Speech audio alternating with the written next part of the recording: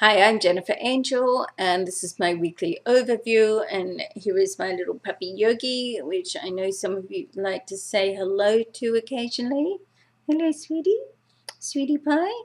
And he's all sleepy, of course, so he's sitting down in his little sofa bed, which is under my desk. And so he's never far from me. He's like my little guardian angel, I think.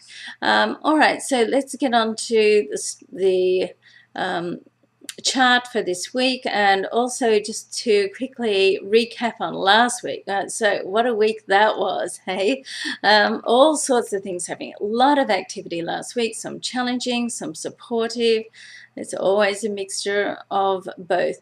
Well, not all, but most of the activity was happening in Mars. Okay, so, and we still have those 4 planets sitting on Mars this week, which is Uranus, the Sun, Venus and Mars. Now, last week we also had a full moon opposite in Libra, so all cardinal signs really got a hit last week. Now, I'm a Capricorn, so I'm a cardinal sign, so, I know, and my moon is in Cancer, so I'm getting like a double hit all the way through.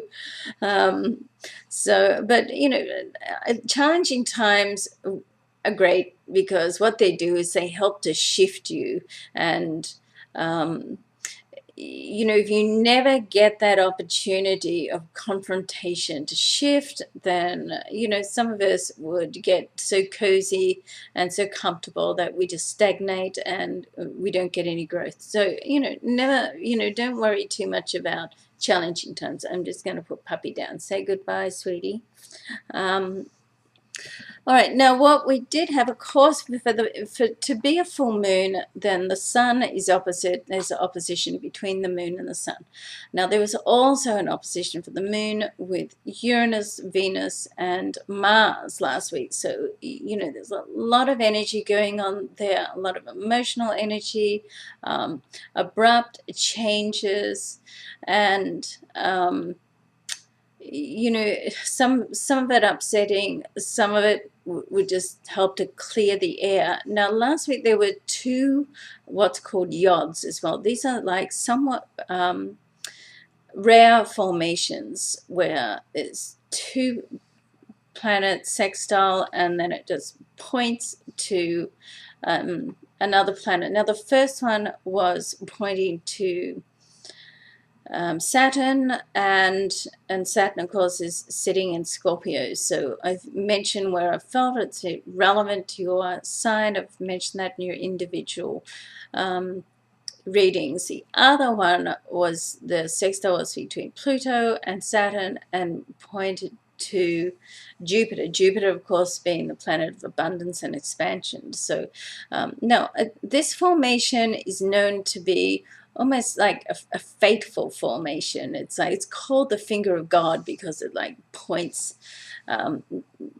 just points to a planet, and it's thought to be a destined, fateful type formation. So that was quite significant to everyone, really, and more so to some signs, of which I've mentioned.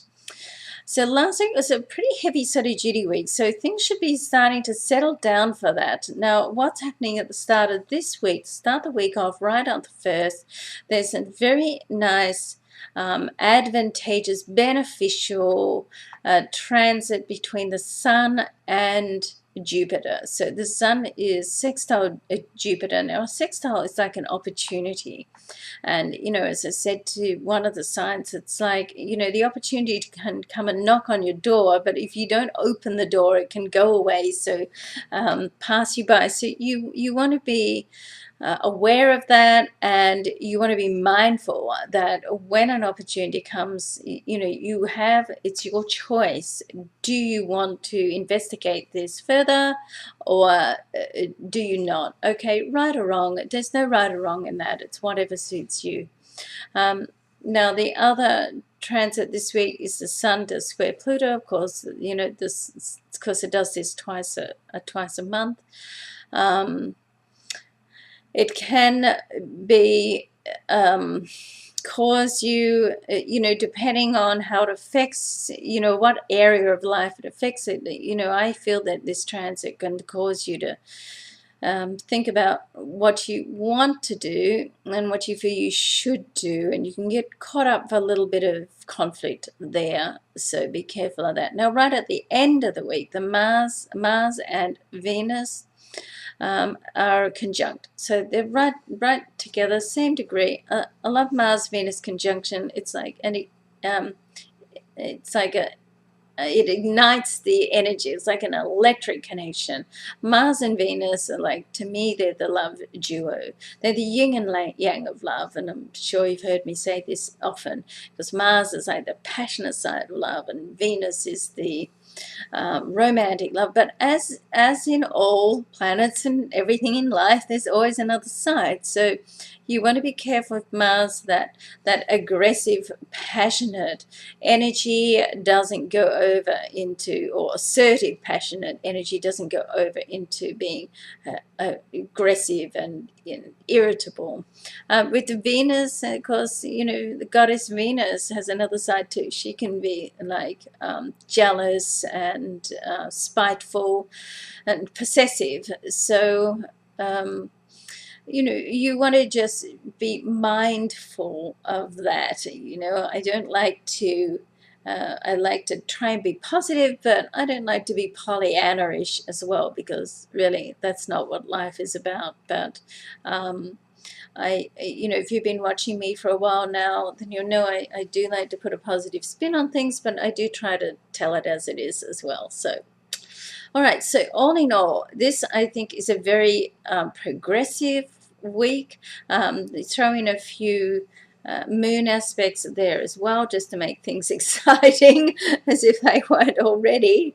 But yeah, it's a very progressive week. I think what started last week, or actually the week before, will start to unfold and come together this week. So be optimistic. Try to look on the bright side while being realistic about life in general. Thank you so much for watching. Thank you so much for all your notes and messages. I really appreciate them, even though I don't always get to return them. Please know that I do read them. Lots of love and luck to you, and I'm Jennifer Angel. Thanks for watching.